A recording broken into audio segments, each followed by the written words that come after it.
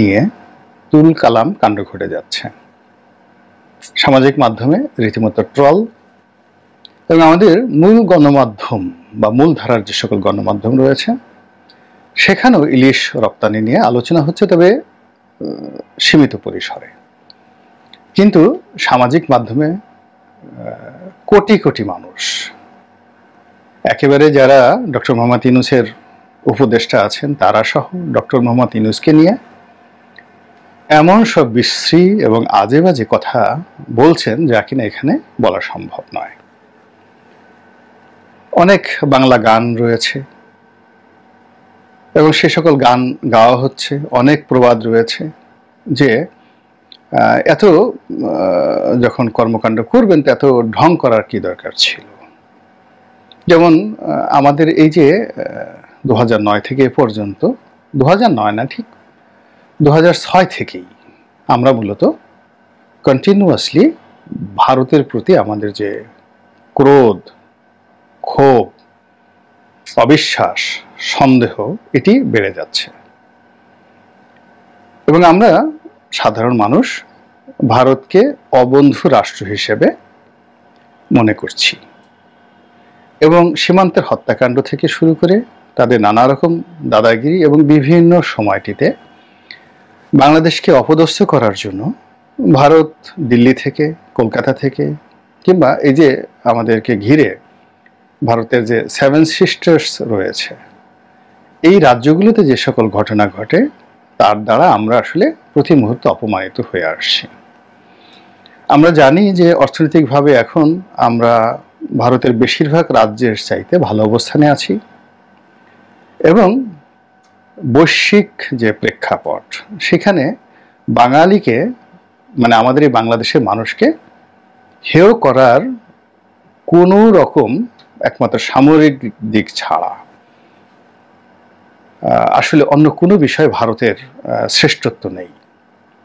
তো সেখানে যখন ভারতের একজন স্বরাষ্ট্রমন্ত্রী বাঙালিদেরকে টানিয়ে পেটানোর হুমকি দেন, তাদেরকে কুকুরের মতো লাথি দিয়ে বের করে দেওয়ার জন্য বালথ্যাকারের মতো শীর্ষ রাজনীতিবিদ শিবসেনার প্রধান যখন হুঙ্কার দেন, যেখানে নরেন্দ্র মোদী থেকে শুরু করে শীর্ষস্থানীয় ভারতীয়রা যারা রাজনীতিবিদ রয়েছেন তারা বাংলাদেশের মানুষদেরকে অপমান করে নানা রকম বক্তৃতা বিবৃতি নির্বাচনের ময়দানে দেন, সরকারি এবং বেসরকারিভাবে। তো এগুলোর ফলে আমরা একটা প্ল্যাটফর্ম চাচ্ছি দীর্ঘদিন ধরে, ভারত বিরোধী একটা প্ল্যাটফর্ম, যারা ভারতের বিরুদ্ধে কথা বলতে পারবে তাদেরকে আমরা হিরো মনে করব। এই যে আমাদের দেশের বাইরে অনেকগুলো সামাজিক মাধ্যমের অ্যাক্টিভিস্ট রয়েছেন, ইনক্লুডিং সেফায়েতুল্লাহ সেফুদা, মানে সকলেই দলমত নির্বিশেষে তারা যে জনপ্রিয়তা অর্জন করেছেন, এক নম্বর হলো তারা সকলেই ভারত বিরোধী দেশের বাইরে। দ্বিতীয় যে ঘটনা হলো ভারতকে যারা ভালোবাসে তাদের মধ্যে প্রধানতম শেখ হাসিনা, তো শেখ হাসিনাকেও তারা ঘৃণা করেন, এবং এই কারণে কিন্তু দেখেন বাংলাদেশের যে কোনো রাজনৈতিক ব্যক্তিত্বের চাইতে কেবলমাত্র ইউটিউব করে, ফেসবুক করে অনেকগুলো প্রবাসী বাঙালি তারা বেশ জনপ্রিয় এবং প্রভাবশালী ইনফ্লুয়েন্সার, তারা যে কোনো একটা কথা বললে, লিখলে আমাদের সমাজে প্রতিক্রিয়া তৈরি হয়। ভারতের ধ্রুব রাঠির পর্যায়ে না হলেও ধ্রুব রাঠি ভারতের এখন সামাজিক মাধ্যমের সবচেয়ে প্রভাবশালী, এবং নরেন্দ্র মোদীর আজকে দুরবস্থার জন্য দায়ী করা হয় Dhruv Rathee is the main man. তো এরকম আমাদের সামাজিক মাধ্যমে এরকম কোনো ধ্রুব রাঠি নেই, কিন্তু যার যার অবস্থানে অনেকেই কিন্তু অন্তত 10 লাখ থেকে শুরু করে 1 কোটি মানুষের উপর প্রভাব বিস্তার করেন, এরকম অনেক সোশ্যাল অ্যাক্টিভিস্ট তৈরি হয়ে গিয়েছেন। তো যারা তৈরি হয়েছেন তারা কিন্তু ভারত বিরোধিতাকে পুঁজি করেই কিন্তু এই কাজগুলো করেছেন, এবং তার ফলে কিন্তু দেখেন এই যারা গণমাধ্যমে এবং সামাজিক মাধ্যমে কাজ করেন তাদের সম্মিলিত প্রচেষ্টাতে যে প্রচার চলেছে, প্রোপাগান্ডা চলেছে, যা এই ছাত্রদের আন্দোলনকে রীতিমতো ফুয়েল দিয়েছে, জ্বালানি দিয়েছে এবং এটিকে একেবারে সর্বোচ্চ পর্যায়ে নিয়ে গেছে। তো যেটা বলছিলাম, এখন সেই যে ভারত বিরোধিতা, সেই বিরোধিতার সুফল আমরা পেয়েছি, গণঅভ্যুত্থান হয়েছে, জনগণ ভারতের বিপক্ষে দাঁড়িয়েছে এবং আওয়ামী লীগের পতনের যে প্রধানতম কারণ 1, 2, 3 এরকম 3টি কারণ যদি বলা হয়, তার মধ্যে প্রো ইন্ডিয়ান অর্থাৎ অতিরিক্ত ভারত প্রীতি, মোদী প্রীতি, এই কারণে শেখ হাসিনার পতন হয়েছে। তো সেই শেখ হাসিনার পতনের উপরে যে মসনদ রচিত হয়েছে, সেই মসনদের উপর বসে ডক্টর মোহাম্মদ ইউনূস যখন বললেন যে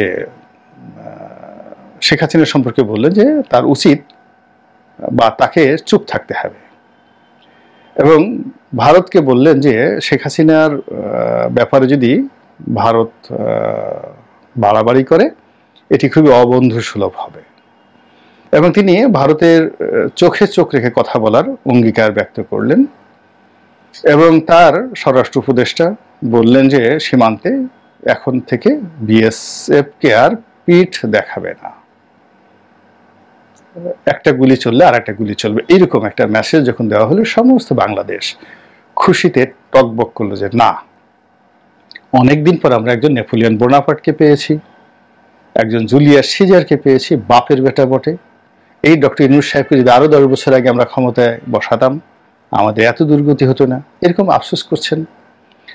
তারপর উপদেষ্টাদের মধ্যে যিনি মৎস্য উপদেষ্টা, কবি ফরহাদ মাজহারের ওয়াইফ, আমাদের ফরিদা ভাবি, তো তিনি শান্তশিষ্ট নরম প্রকৃতির একজন শ্রদ্ধেয়া মহিলা।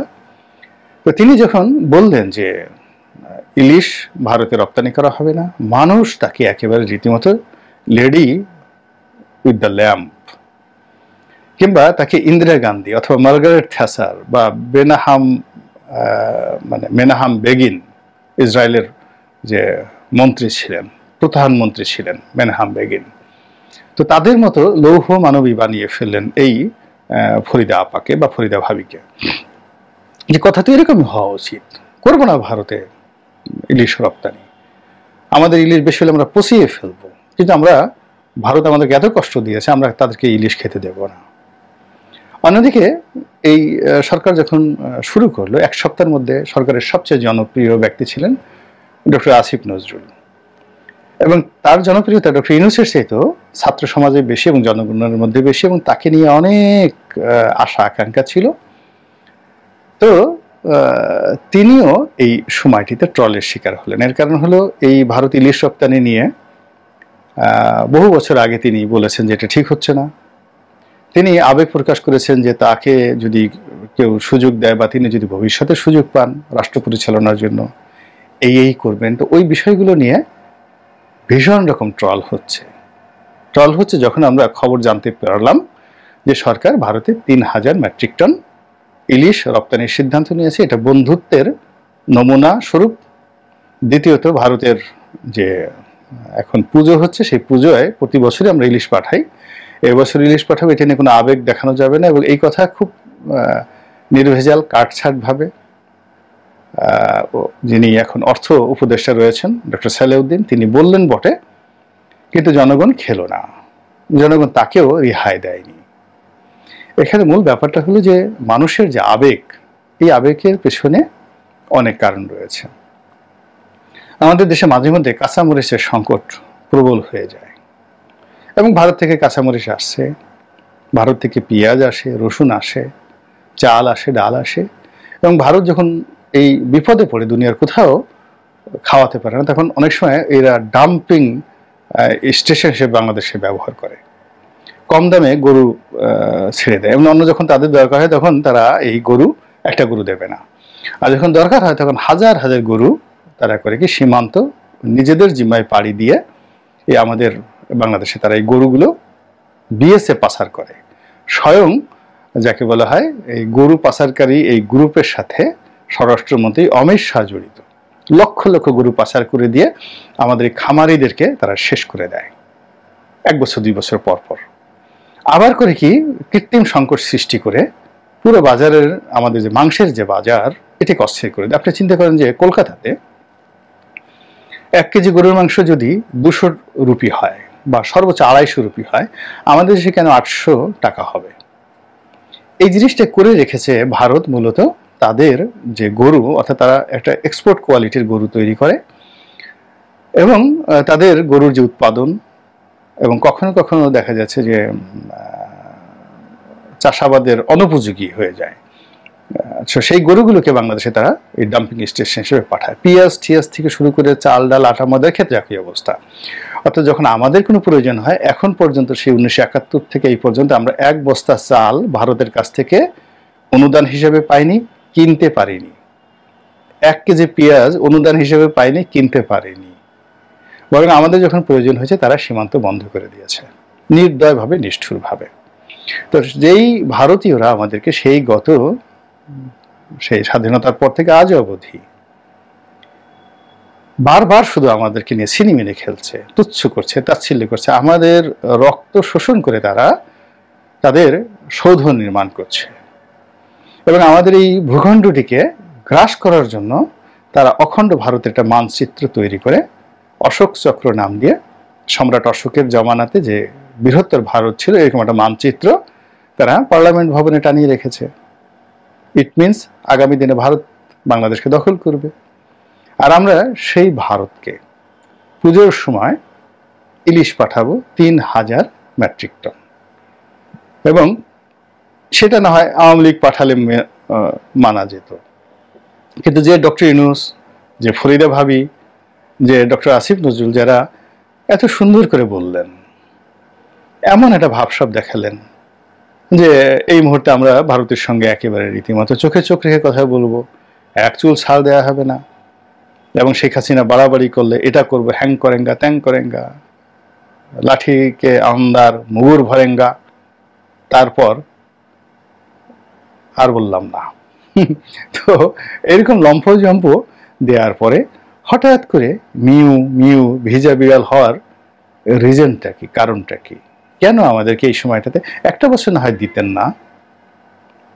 মানুষের সেন্টিমেন্টকে, আপনি তো সেন্টিমেন্টের উপর ভরসা করে আসছেন। আমরা তো জনগণ ডক্টর মোহাম্মদ ইউনূসকে ভোট দেইনি, তাকে বানাইনি, আমাদের আবেগের উপর আপনি বসে আছেন। সেই আবেগটাকে না হয় এই একটি বছর যদি আপনারা সম্মান করতেন, যে জনগণের এই আবেগকে সম্মান করে আমরা এই বছর দিতে পারলাম না, যদি রেড একটা চিঠি দেওয়া হতো যে উই আর সরি, আগামী বছর আমরা দেখব, কি হতে এমন বলেন? তা না করে এই যে এখন বীরের মতো 3000 মেট্রিক টন যে ইলিশ রপ্তানির সিদ্ধান্ত নেওয়া হলে হয়তো 3000 টন যাবে না, 1000 টন যাবে বা 4000 টনও যেতে পারে। সীমান্ত দিয়ে পাচার হয়ে আরও 10,000 টন যেতে পারে, ডাজ নট ম্যাটার। কারণ আপনি যখন রপ্তানির অনুমতি দিবেন তখন চোরাকারবারিরা বসে থাকবে না, তারা চিন্তা করবে যে যদি সীমান্ত দিয়ে আমরা এটা পাঠানোর পরে আমাদের যে এই লাভ হয়, ঢাকা শহরে 1500 টাকা করে কেজি নদীতে ইলিশ, সেই ইলিশ এখন কলকাতাতে যদি 3000 টাকা করে বিক্রি হয় এবং পার কেজিতে যদি চোরাকারবারিরা 200 টাকা করে লাভ করতে পারে, তাহলে 1 মণ ইলিশ যদি সে প্রতিদিন পাচার করে তাহলে তার 8000 টাকা লাভ। সে যদি 10 মণ ইলিশ পাচার করতে পারে তার কত লাভ হয়ে যাবে? 80,000 টাকা তার লাভ। তো যেখানে একজন চোরাকারবারি ডিম, গরু এইগুলো সব ঝুঁকি নিয়ে চুরি করে তার 5,000 টাকা সেখানে সে লাভ করতে পারে না, সেখানে যদি সে এই কয়েকদিনে 2-4-5 লাখ টাকা লাভ করতে পারে, সে তো কারো আইন মানবে না, কোনো কথা শুনবে না, সে পুরো মেঘনা নদী খালি করে সমস্ত ইলিশ ভারতে পাচার করবে। তো এই জিনিসটার যে দরজাটা বর্তমান উপদেষ্টা